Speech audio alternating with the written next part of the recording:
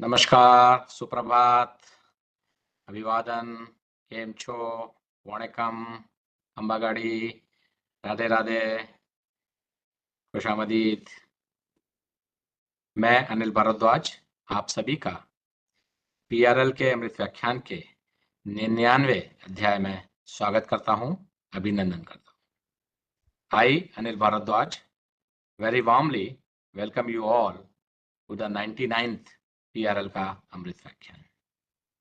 This is also the 24th episode of PRL Kamrit Vyakhyaan 2.0, which we started on 30th of January 2023 after completing 75 consecutive episodes of PRL Kamrit Vyakhyaan, organizing it every week.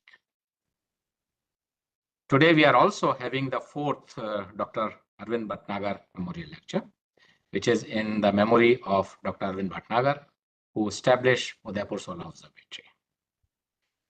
PRL Kamrit Vyakhyaan is a series which is started in the year 2021 on 4th of August with the sankalp that we will have the Vyakhyaan every week uninterrupted for 75 weeks as a part of the celebration of PRL's Platinum Jubilee, which also coincides with the Azadi Ka Amrit Mahotsav, that is the celebration of 75 years of India's independence. Today, that is Wednesday, 18th of December 2024, we have yet another very distinguished Vyakhyaan with us, Dr. Alexei Petsov, who is Associate Director of National Solar Observatory in Boulder, Colorado, USA. And he's going to give Vyakhyaan on research in synoptic and high-resolution solar physics at the US National Solar Observatory. As you all know, that National Solar Observatory and Udaipur Solar Observatory of PRL has a very long association, particularly because of the Gong telescope, which is one among the 6 established in Udaipur Solar Observatory and working for more than 25 years.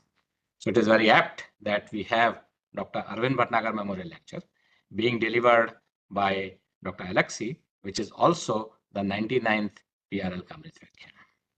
We thank Dr. Alexei for agreeing to our invitation and to be with us today morning.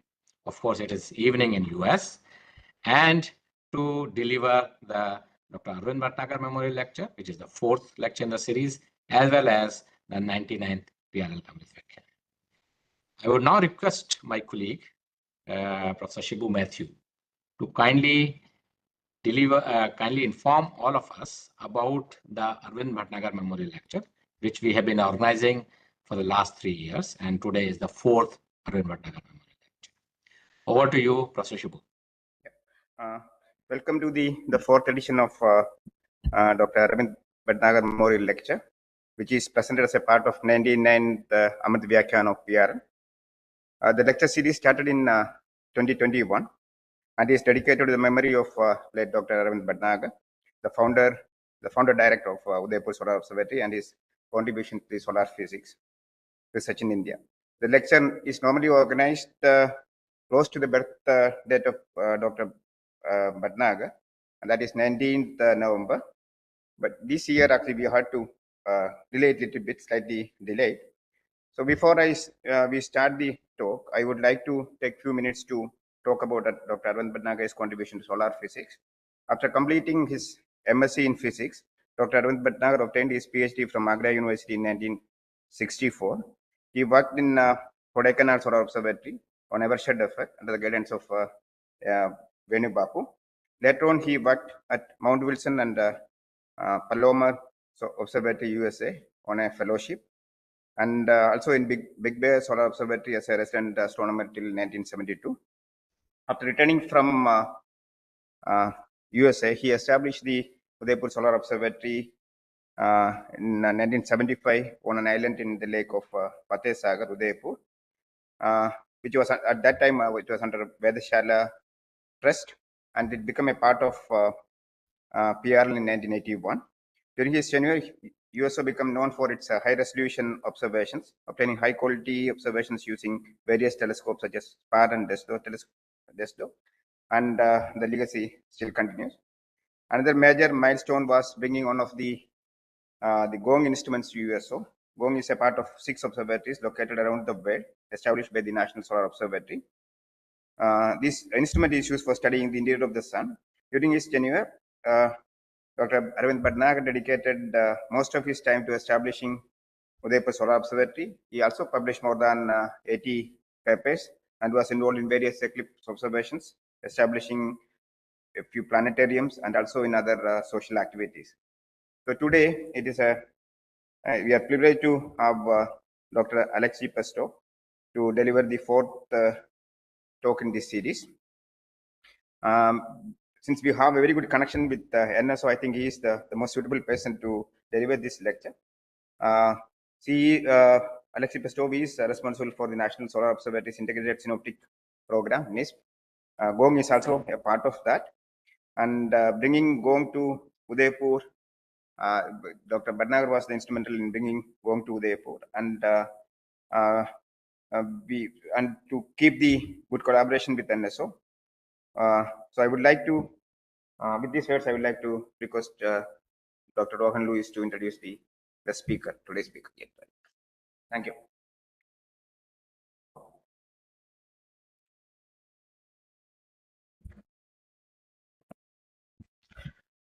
Thank you, Professor Matthew.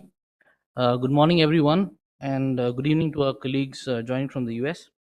It gives me a great pleasure to introduce our speaker for the day, Dr. Alexei Petsov.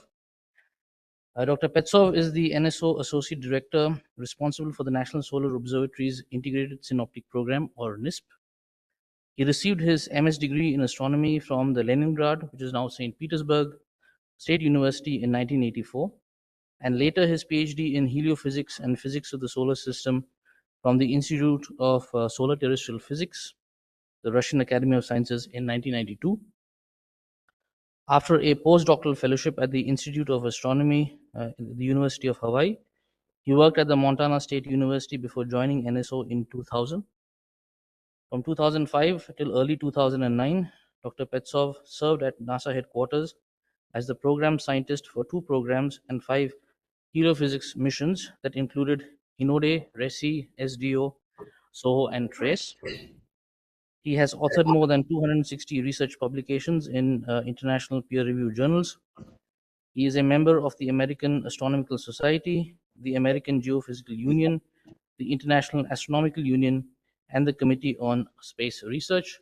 With this brief introduction, I now invite Dr. Petsov to deliver the 4th Arvind Bhatnagar Memorial Lecture. Over to you, sir. Thank you. Thank you very much for introduction. Let me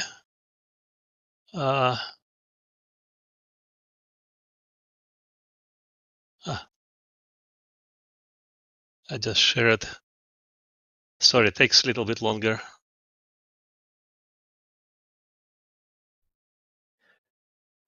All right. Thank you. Thank you for introduction. Thank you for inviting me to give this lecture.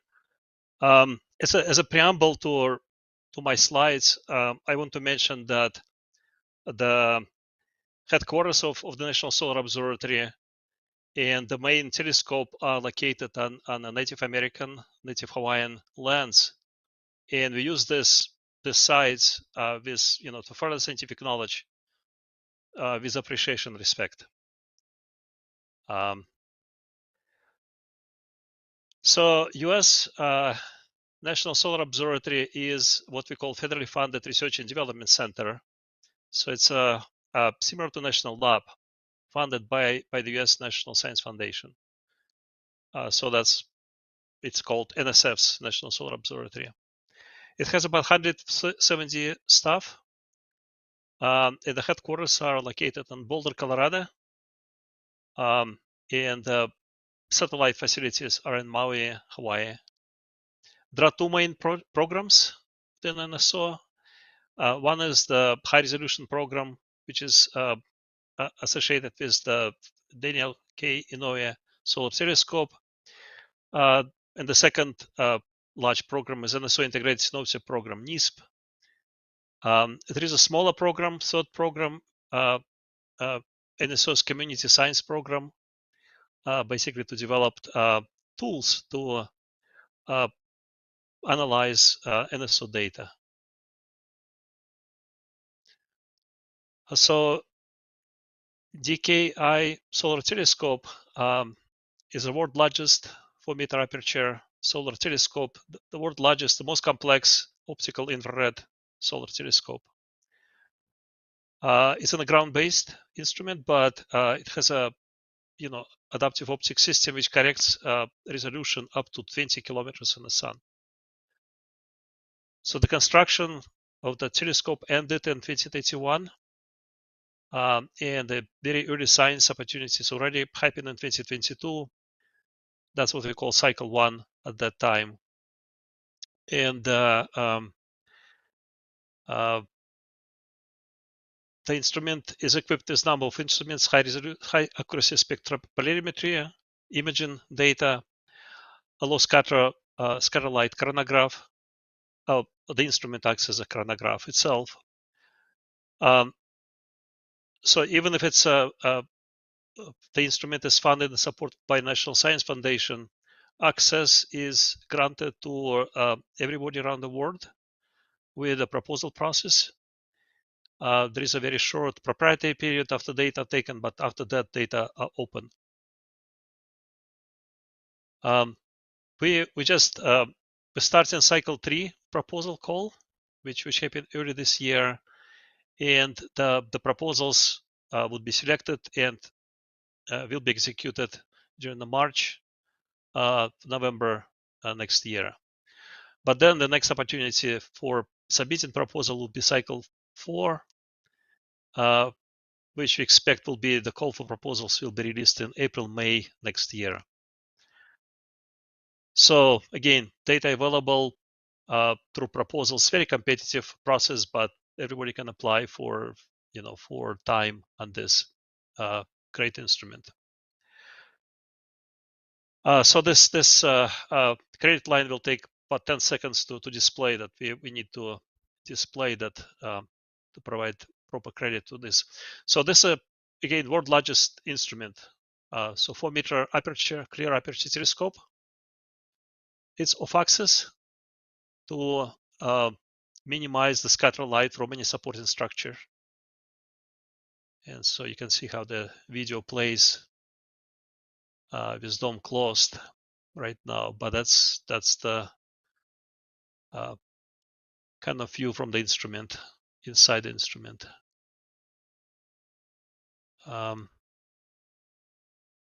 So maybe a little bit longer.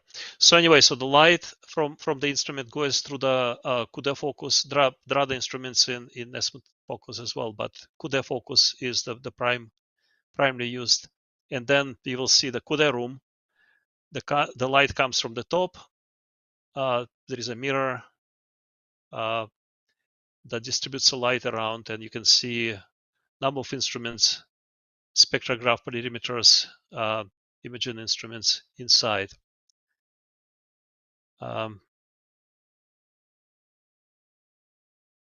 So this is operation rooms next to it, and you can see the CUDA room through the window. The CUDA room is rotating with telescope, and so there is a selection of the targets done. The target selection is done by planning, not in real time, really. I thought I'll show this image when there is no light, and during the observations, you can see that light can be distributed to several instruments, and so simultaneously could be imaging, spectropolarimetry done in different wavelengths through the photosphere and chromosphere. So I thought it's a cool image, cool video to show. This is an example of high resolution image of the photosphere. For reference, you can see the contour of the United States, the mainland of United States. And some of you, familiar with geography, the green circle shows the Texas, which is not the largest state. Alaska is larger, but in US, often Texas is considered to be the largest state in the mainland. And so now we zoom in, and this is a much larger resolution, and you can see the Texas, state of Texas for comparison.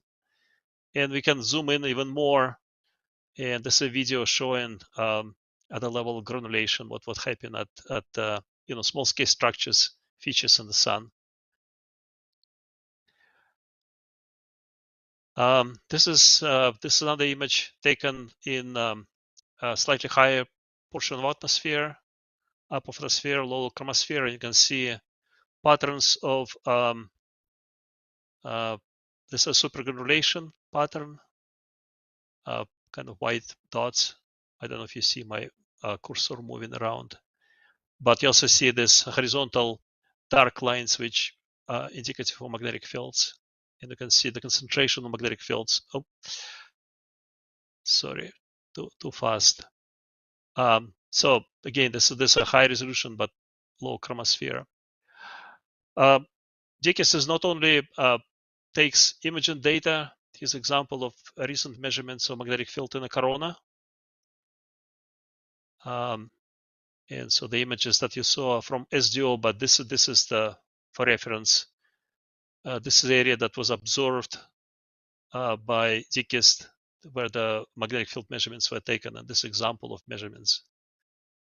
And here's the results of these measurements.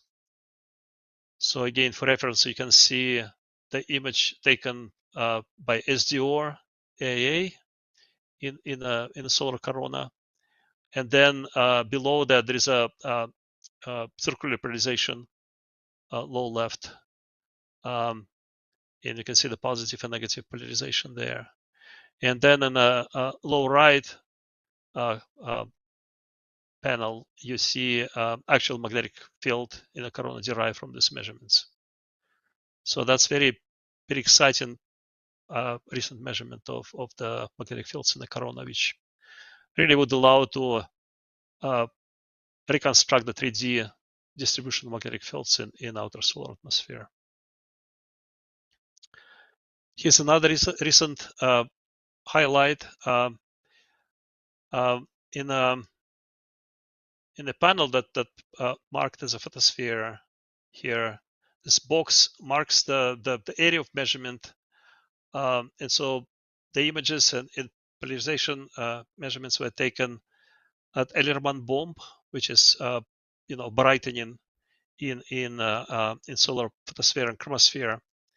And then what you see, by measuring through measurements, we could actually derive a very strong electric field in this area, and that allows actually to study magnetic diffusion in the sun in this part of atmosphere, which is again very exciting recent discovery. Here's another highlight with DKIST. So you can see two small pores rotating and kind of twisting the magnetic structure. I'm not showing the magnetic field here, but the magnetic field is also measured. And so once these pores, I can probably play it again. Once they twist enough magnetic field, you can see them rotating counterclockwise. And so once this structure develops, it erupts. So if you ask if solar research is sprint or marathon, so meaning do we need high cadence observations for the short period of time, or you need moderate cadence for extended period of time, I would argue it's both. It's both sprint and marathon. So on the left side, the left panel shows the flare and filament eruption, and to catch that, we need to observe it over extended period of time, but with high time cadence. So the data used here are from Gonkach-Alpha, and time cadence is 60 seconds. And so only in that case we can capture this. Image on the right is the inertial waves, modes that were derived from helioseismic measurements. It took 10 years of data to derive this, these waves, these modes, And so that's the example why you need to observe something for extended period of time. Actually, with high duty cycle. So duty cycle in this case was 85 to 90%, meaning that 85 or 24-hour day or 90% of 24-hour day, we had observations from the sun. This kind of swirling motions were confirmed by modeling, and the speeds that were measured are about 1.3 meter per second. So it's very slow motions, and you can see on that modeling side they propagate. It's not surface motions; they propagate deep in the convection zone. Then there is another aspect of this solar activity that there is a very strong impact on our civilization by solar activity, right? So solar activity, the effects of solar activity may affect our communication, global positioning, system transportation, agriculture, power transmission, satellite, even climate. And so that's the reason why we need to study the sun. And these two aspects, kind of long-term observations and the need for prediction of space weather, those are two aspects that are addressed by NSO Integrated Synoptic Program, NISP. And so NISP has a three parts. One is the facilities. So NISP operates two facilities. One is a Global Oscillation Network Group, or GONG, and the other is a Synoptic Optical Long-Term Observations of the Sun, SOLAS. Then we also operate large data center. A data center collects the data, does the data reduction, but we also curate historical data. So early observations from NSO started in 1949, and so we have significant amount of historical data, starting from sunspot drawings, H-alpha images on film, coronal images on film, and electronic data as well. And then there is a third part, which is research and development. That includes science support, new instrument development, new data product development, and the new project we called Next Generation GONG. So before I talk about NISP in more detail, I just want to share a few of my personal kind of recollections.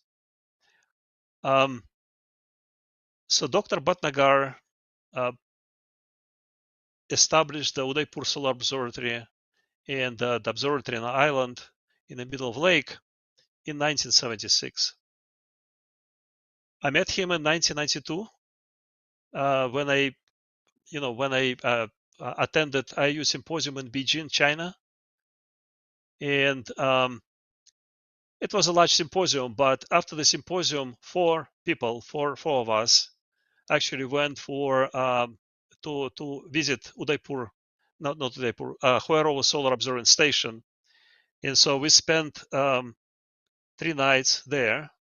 And so it was a Professor Stanflor, Professor Bhatnagar, Professor Satara from Uzbekistan, and myself. And so 1992, I just got my PhD.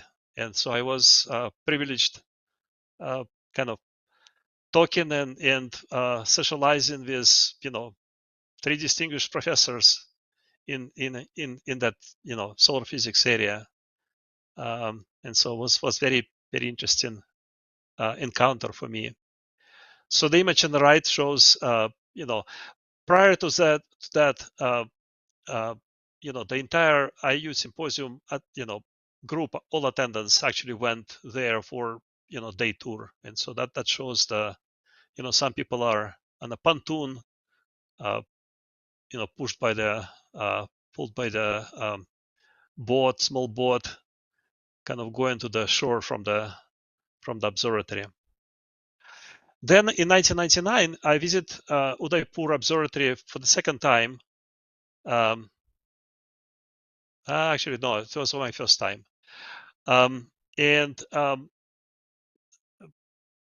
before that, I attended IU colloquium in the Kodaikanal. And so after that, Professor Canfield and myself, we went to Ahmedabad. And from Ahmedabad, we went to Udaipur. And so in 1999, I met, again, Dr. Bhatnagar second time. And I believe by that time, he already retired as a director of Udaipur Observatory. I think he stepped down at that time. But I remember we had a very lovely evening with him, talking about different subjects, and it was really nice to see him at that time too. So that's my kind of personal encounters with Dr. Bhatnagar. He was closely involved with NSO Gong project, promoting Udaipur as a location for one of the Gong stations. And so on the left is a photograph of him during the visit to NSO in Tucson, Arizona. And image on the right, photo on the right is his other visit in 2001, also in Tucson, Arizona. Sushant Tripathi, kindly shared these photos with me. And then Gong network was built in 1 year, 1995. And there are these few images from the early period of construction of Gong and Udaipur. And you can see, some construction of the foundation and the low part, and some, people that some of you may recognize better than I do, on that upper left image. And so the Udaipur station, the Gong and Udaipur went online in October 1995. And you can see the image of that from that time on the right, upper right. All right, so just to kind of revisit that Global Acceleration Network group, GONG, is a network of 6 robotic instruments located around the globe. And it was in operation since 1995, so next year will be 30 years of operations. So there are stations in Western Australia, Udaipur, India, Canary Islands, Cerro Tolola in Chile, then Big Bear in California, and Mauna Loa, Hawaii. So Gong, 29 years of operations. It was extremely successful instrument. So I counted recently, looked at counting number of publications, and it's close to 7,000 publications. More than 100,000 citations. And a couple of years ago, I computed H-index for Gong as if it was a professor, and it's come up with 130, which is very respectable H-index. There were a number of major discoveries made by Gong, and so, for example, the interface between convective envelope and radiative core Tagak line was resolved using Gong data. It was discovered that differential rotation in the convection zone happened along the solar radii, not on cylinders, as modelers thought at that time. Gong data were used to pioneer far-side imaging. And more recently, this high-frequency retrograde solar vorticity waves were discovered about 2 years ago. Gong data are public almost immediately. Within a minute, a few minutes, 50% of data are public. Data provided not only for the research, but also in support of operational space weather forecast. So our data go to NOAA SWIPSI, Space Weather Prediction Center, DoD, Department of Defense Prediction Center, UK Met Office, Japan Space Weather Forecasting Center. And GONG is designated by NOAA as national critical security infrastructure, a key component of national security. So one of the, let me come back to this slide. So all out of 6 sites, 5 are green and 1 is red. And the reason it's red is more than 2 years ago, about 2 years ago, Mauna Loa volcano erupted, and you can see, how the lava flows actually cross the road connecting the observatory. So you can see the observatory, this thin line, observatory somewhere there, and you can see the lava flow actually cross this. And now 2 years later, the lava is completely, cooled down to the point that the construction of the road, access road, can start. And so this work is starting now, and we expect it will be completed by summer next year. And so we plan to restart the GONG about 2 months after there is a road access to the site. So hopefully by that time we will have 6-site network again, not 5-site. GONG takes full disk line of sight magnetic field measurements, white light. That's in that middle panel in the middle, with small dark dot. It's a small sunspot. And then it also takes H-alpha data and full disk Doppler velocity measurements. The data used for heliosseismology to derive properties of plasma flows inside the sun. It's mostly to study the solar dynamo, use it for understanding and predicting solar cycle, far-side imaging, and similar processes. Then the magnetic field measurements are used to reconstruct the 3D structure of magnetic field in solar atmosphere, evolution of magnetic field, study the changes leading to magnetic to flares and coronal mass ejections. Also, GONG data are used now for the irradiance, solar irradiance, and for modeling of solar wind and geomagnetic disturbances. So in the lower left, you see an example of 2 synoptic maps. So synoptic map is a representation of the entire surface of the sun. So you take a sphere, you cut in the middle, and you flatten it. So it's from 0 to 330 degrees in longitude, and from pole to pole, minus 90 degrees to 90 degrees in latitude. And so the gray areas show what we see magnetic fields as absorbed from Earth orbit. So that's what we see from Earth. And the darker areas, that what we call far side, that's the part of the sun that facing opposite to Earth. And so we don't see it. But using the far side imaging, we actually can reconstruct the appearance of large active regions in the far side. And so the example with arrow shows that a couple of weeks before that area rotated to the visible from Earth side of the sun, it was a large active region that emerged and developed on the far side, and we could make a prediction about 2 weeks in advance that it will be active region rotating from the east limb on the sun. Then the magnetic fields also used for modeling of coronal magnetic field using potential field source surface model. If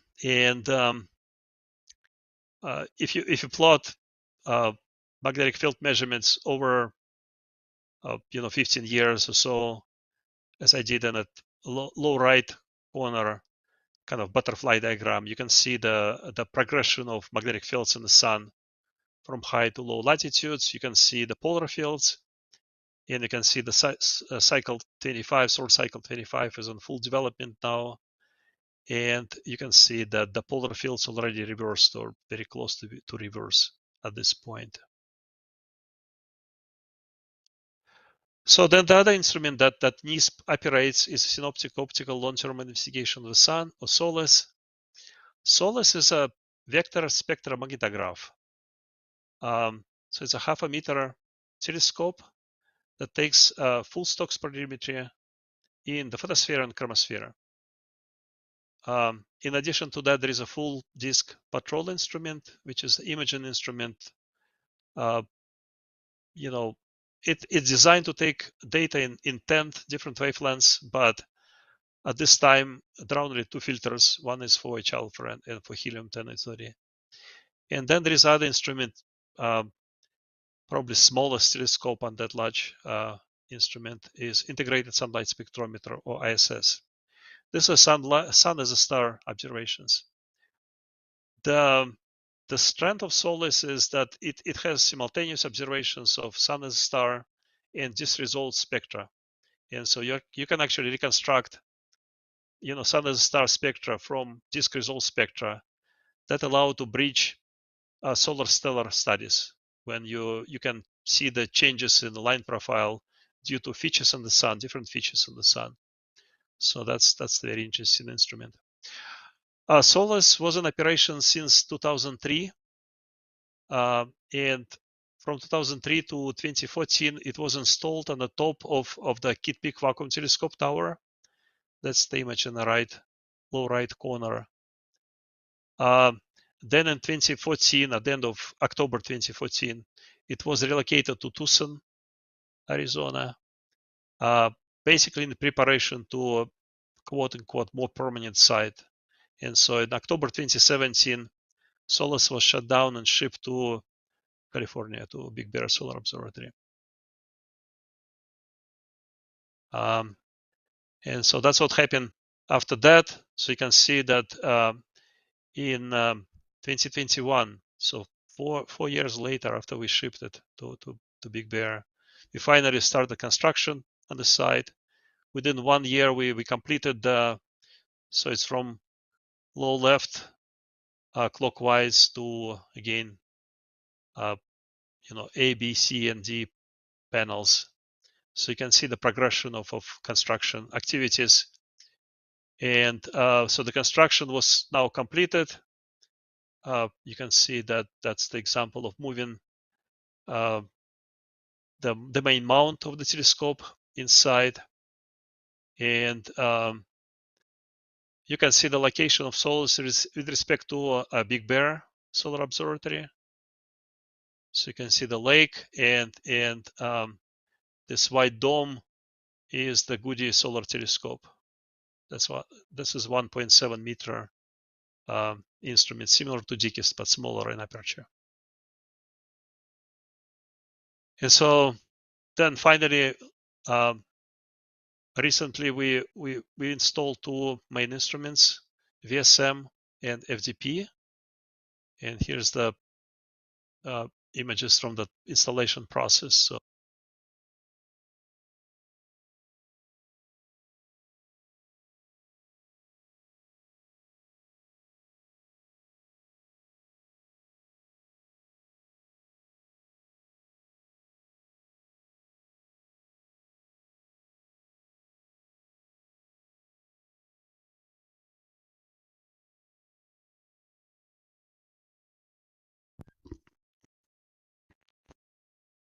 sorry, it looks like my headphones turned off. Are you still hear me? Okay, I hope so.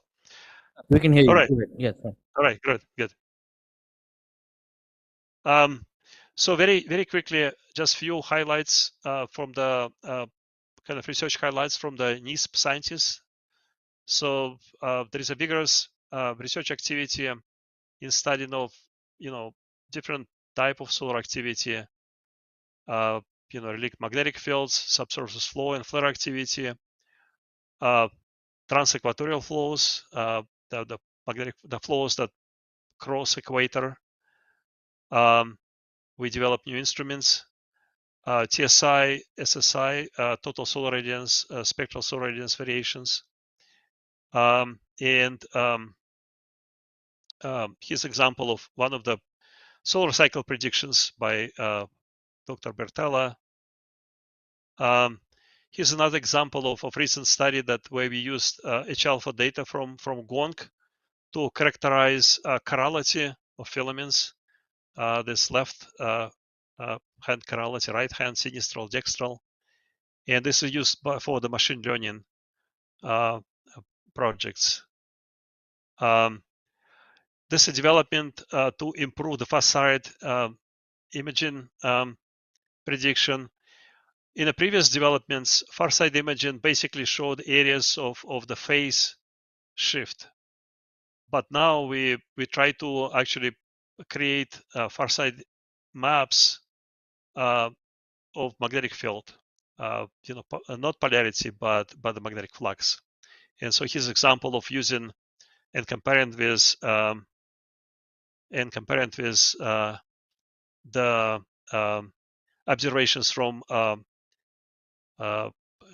stereo EUV data and how well we reconstruct the plugist from far side imaging data. Here's an example of variation in meridional flows that are measured using GONC data, and you can see that so cycle 25 is progressing, but there is already a sign of cycle 26. So solar activity will continue. So in a few minutes that I left, let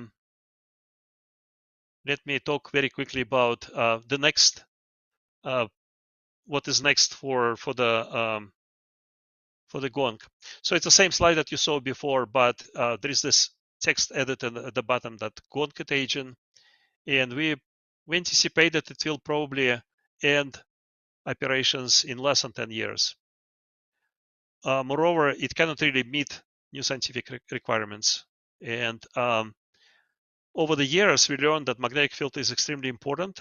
And so here's an example of magnetic field observations and how they related to all type of activity in the sun, active regions, filaments, coronal structures, all related to magnetic field. And this example of deep minimum when the magnetic field almost absent, and you can see that there is not that much in the sun really. And if I was asked at that time, I would say that, well, sun is extremely boring star if you don't have a magnetic field. So we observe sun for a long time. We see some patterns, but we also see that the patterns change. So the torsional oscillation pattern seem to be different. Is it because it changes or because our models, we don't understand them correctly? There is a change in pattern in the magnetic helicity, which is unexpected. Again, is it indication of lack of understanding in the current dynamo or something else? There are new studies that suggest that magnetic the dynamo could be operating near surface, or maybe it's a deep-seated dynamo, or maybe both. So there are this indication that we really need to continue observing for extended period of time to understand this. Then there is this convective corundum that to explain solar rotation, we need something like thermal Rossby waves, giant cells. And what our data show that they absent. There are no giant cells. So how we solve that? What is the alternative to giant cells? What is missing? We think that magnetic field is probably important, but then there is a missing physics in some of this. There is this issue with that we need much better prediction of solar cycle. Here's an example of the satellite providers that Capella Space that they discovered that they satellites are deorbiting much faster than based on the solar cycle prediction model. And so that apparently that the spread in prediction was not acceptable for them. And so for that matter, we proposing the next generation GONC. And so that will be the instrument that would, it will be a network of instruments. We plan to locate them in the same location as GONC. And so would be different instruments, but scientifically we'll be addressing studies from solar interior through heliosmology, solar surface atmosphere, kind of origin of solar magnetic fields, solar eruption, space weather, trying to connect sun to Earth, magnetic connectivity through the heliosphere, studying sun as a star, and providing context imagery for high resolution and space missions. And as a broader impact, NGGONG will provide operational data for space weather. This is a quick comparison between NGGONG and GONG. And you can see there is lots of red in the GONG. Some capabilities are missing. NGGONG will have these capabilities available. The good news is that recently, U.S. National Academy of Sciences completed the decadal survey for the heliophysics, and NGGONG was rated as the NSF's top priority for major research facilities. So that's the good, very strong endorsement. And maybe as a summary, that just to repeat what I said earlier, that world largest solar optical infrared telescope is completing its operational commissioning phase, and community is invited to participate through proposals calls. GONG is a major provider of synoptic solar physics data for research in space weather, but it's aging rapidly, and it needs to be replaced maybe in 6 to 10 years. NGGONG, the next generation facility for solar long-term synoptic observations, was proposed to U.S. National Science Foundation, and is rated as a top priority for NSF's program. And the NGGONG will really benefit from strong international collaboration. I think that's my last slide. Thank you. Thank you very much. Thank you so much, Dr. Petsov, for that excellent overview on the various facilities of NSO, covering DKIST, as well as the different synoptic programs that you have there, as well as the long-standing association between USO and NSO. We're also looking forward to the NGGONG program, which you mentioned towards the end of your talk. So we are now open for questions. I can request all our members who have joined us on WebEx to take turns to ask questions directly, or you can put your questions in the chat and we can forward it to Dr. Petsov. Finally, we'll take whatever questions we have for our members who've joined us on YouTube. So please go ahead with your questions.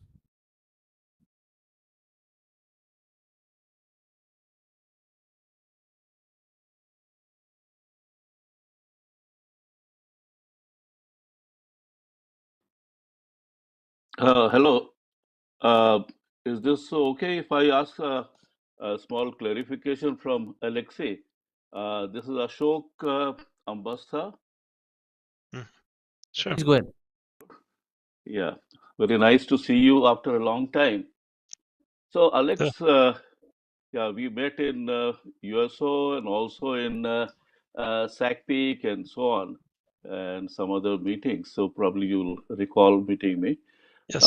I'm glad to see that you have plans for upgradation of the gong, which is already quite old, and also, as you said, that it will be measuring vector magnetograms. So these vector magnetograms will be again photospheric magnetograms, or you plan to do measurements in the new generation gong at different levels? Right. So for NGGONG, the vector magnetic field will be taken in a different heights, photosphere and chromosphere. Okay, 2 levels. Two levels, right? I see. Right. Yeah. And there are, so one reason is, well, we want to measure magnetic fields on 2 different heights, but also as a future upgrade for NGGONG, we're also considering multi-height heliosmology, and multi-height heliosmology requires also magnetic field measured at different heights. So it's kind of, two reasons for that, not only just for research, current research, but also for looking forward for new upgrades. And how about the resolution for the new generation? this will be much more than what we have right now, or Right. So based on the sensitivity requirements and the pixel size, the aperture that we plan for is a 0.5 meter telescope. So it's a much larger aperture than Gong. okay. And so it probably would be, so the pixel size will be about 1 arc second. Early in the process, we debated to go to high spatial resolution, but from the ground. But it might be difficult for Synoptic instrument to do, full disk adaptive optics, for example. Ground layer adaptive optics will be difficult.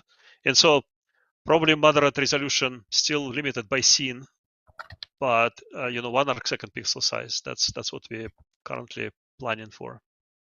Great. I think that's a major improvement over the existing Gong. And I was just wondering about other aspect which you were mentioning about flare research using, the 4-meter telescope which you have there in Hawaii. Essentially, when you're talking about the electrical currents, one knows that as a result of only having observations from the magnetic field, you have only at one level, if you try to do the complete, not just the vertical currents, but all three components of the currents, you require, a vertical gradient of magnetic field. So again, having just one or two levels of measurement will be enough for any quantitative measurements or calculations of currents, which is essential to get a complete picture of, the energy involved over a three-dimensional volume for flare. So, so when you showed a picture, I saw any vertical magnetic field using iron 12, so I was just wondering whether such a thing can be obtained over different levels, not just at the limb, but other parts of the sun. Yeah. So there are capabilities with DKIST to take measurements of magnetic fields in not only in the photosphere and the chromosphere as well. So they can tune the instrument to it's based on Fabry-Perot, so it the scanning range could be changed to do it in the chromosphere as well. Probably not in that line, because that line is a coronal line, so I'm not sure if they can do it on a disk. There is a approach of deriving all three components of magnetic field from a single height measurements, right? So the spectral line is formed at over the some depth, right, 100 to 100 kilometers. And so if you have a full line profile and have a good spectral sampling, in principle, you can derive some information about magnetic field at different heights in that thin layer, 100 to 200 kilometers, right? So there are papers that attempted this, so it's possible, but there are also spectral lines to measure in different heights at the DKIST. Yeah. Okay. Thank you so much, Alex, and a very nice presentation.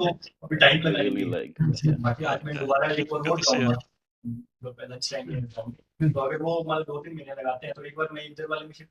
Hello. I think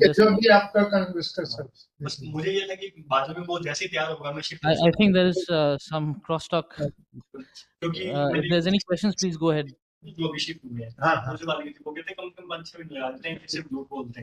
वही बात है, अपने office के तो अपने सारे दिन हाँ उन्होंने जो है उनको तो काफी पहले एक ही है तो वो अभिषेक हुआ है पिछले महीने। हाँ वो मुझे अभी कल ही मेल किया है 5-6 महीने लगा देते हैं क्या एक ग्रुप से, मतलब Those who have not unmuted the microphones, I request them to mute them, please. एक दूसरे की सुन लेते हैं, मतलब काम क्या हाँ उधर तो कोई सुनता है वो Actually, अपने can you लिए mute the mic? ये है कि आप जैसे वहाँ पे मेरा नाम लिख के रखना कि वो मेरा है, जब भी तैयार होगा मैं शिफ्ट करूँ, इतने एक बार इसमें शिफ्ट हो जाता हूँ। ठीक है ये करते हैं, क्या करें सर, फैमिली तो आगे ठीक है मम्मी से बात नहीं करते, मम्मी कहती है लेना तो है ही, नजदीक ले लो, विक्रम नगर जाएंगे, ये क्या है अभी नया नया फैमिली आएगा ना, तो कोई काम है होगा तो मैं जाकर देखा। हाँ फिर वो क्या बड़ी वो डिस्पेंसरी मेडिकल वगैरह के लिए भी तो अपने आप जा सकता है इसीलिए ठीक है एक बार मैं इसमें काफी मेरे पास ही है दोनों। हाँ ठीक है आप चेक करके जो भी जो है Bushit, are you online? Thank you. Yeah, I apologize. There was some crosstalk in the background. If there are any other questions, morning Shashi here. yeah, please mute yourself. There was a lot of disturbance from your mic. अच्छा okay.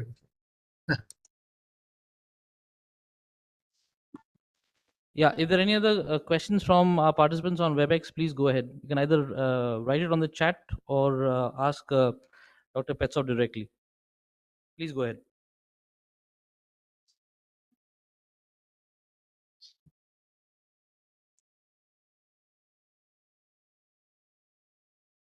Hello, Rohan. Can I ask a question?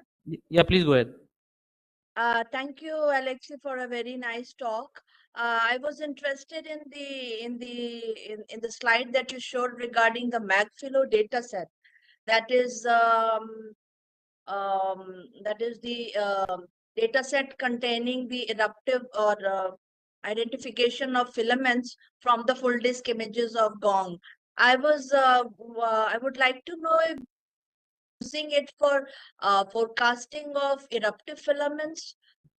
First question. Secondly, is it only related to the quiescent filament that show the barbs clearly, or it's also related to, you also identify the active region filaments?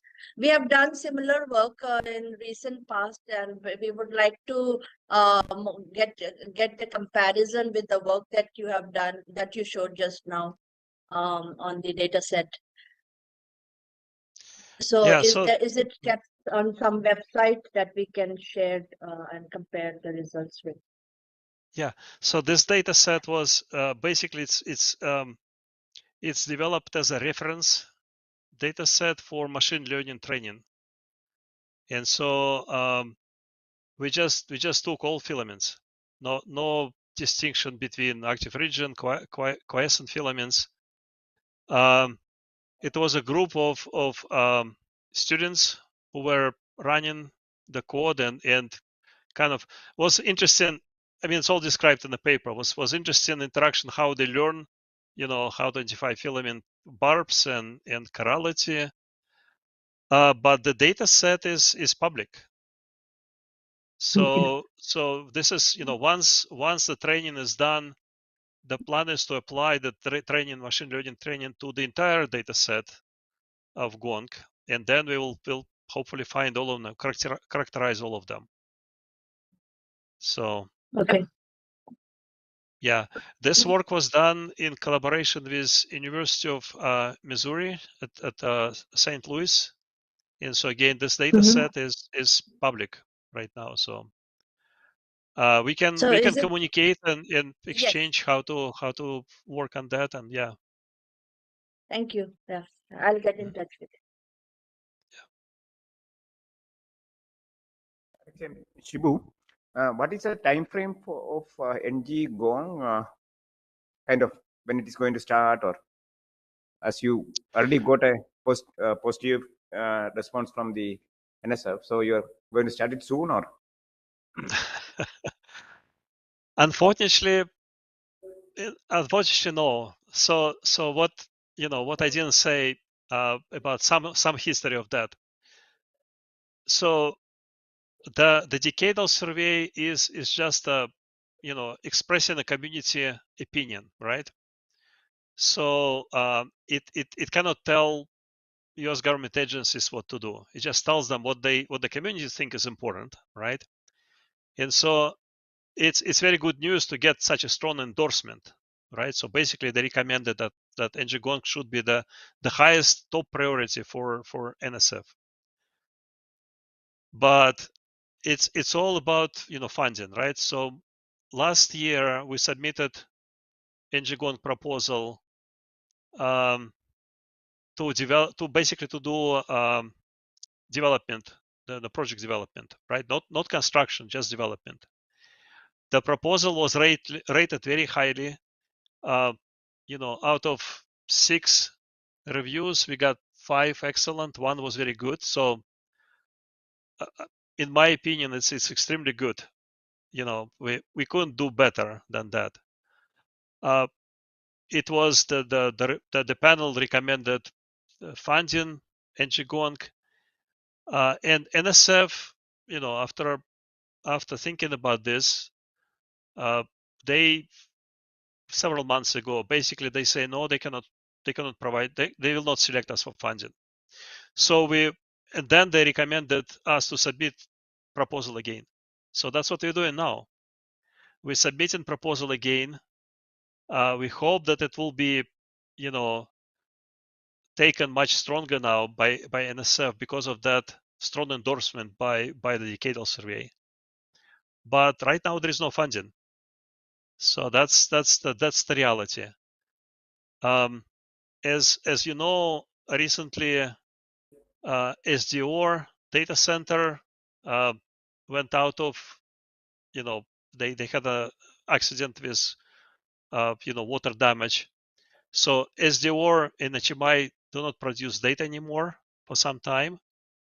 I hope that would raise the importance of GONG and NGGONG and NSF opinion. But again, it's just right now there is no funding, so there is no timeline saying, well, when we will start doing that. If you do planning that instrument, the project development in 3 years, we can start construction 4 or 5 years from now if we get immediate funding. So that's the I guess reference frame for this. Okay, thank you. Mhm. Yeah, me. Go ahead. Hi, Alexei. This is Brajesh. Hey, Brajesh. Yeah. So I have the question that once this Mauna Loa site, Hawaii Islands, is down since last 2 years, what is the impact on the duty cycle of our GONG network? Yeah. So it's we don't see significant decrease in duty cycle. What we see, I guess we were lucky with the weather and other sites that kind of work out that duty cycle didn't really drop that much. What we see is much more sensitive now to significant disruptions. So, for example, it was wildfires in Big Bear area, and so we had to shut down GONG there, and that immediately resulted in a decrease in duty cycle. So in the past, if you had one site is down, other 5 sites would pick up and kind of keep the duty cycle. Now with one site permanently down, it's more sensitive to this. So we had periods when Udaipur is another example. When Udaipur went to a monsoon season, it did distracted kind of duty cycle went down a little bit. We still most of the time we're still above the requirements. We above 80%, but it's become, I guess, less stable because of the one site is permanently down.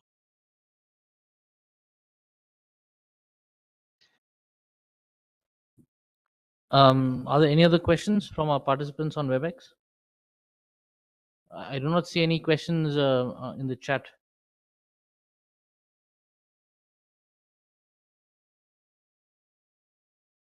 So if there are no further questions, let's thank Dr. Petsov once again. And I now hand over proceedings to Professor Brajesh Kumar to present the vote of thanks. Thank you. Thank you very much. Thank you very much, Rohan. And so that brings us to the concluding session of the 99th episode of the PRL Ka Amrut Vyakhyaan series and the fourth Dr. Arvind Bhatnagar Memorial Lecture. First of all, I would like to thank Dr. Alexei Petsov for accepting our invitation and giving this excellent talk on the research in synoptic and high resolution solar physics at the US National Solar Observatory, highlighting the major solar observing facilities of NSO, like the large DKIST facility and the NIST facility comprising of the Global Network GONG and the SOLIS facilities. These facilities are essential, and it is serving the global solar community to deeply understand the fundamental processes that occur on the sun and the solar activity, which has great societal impact.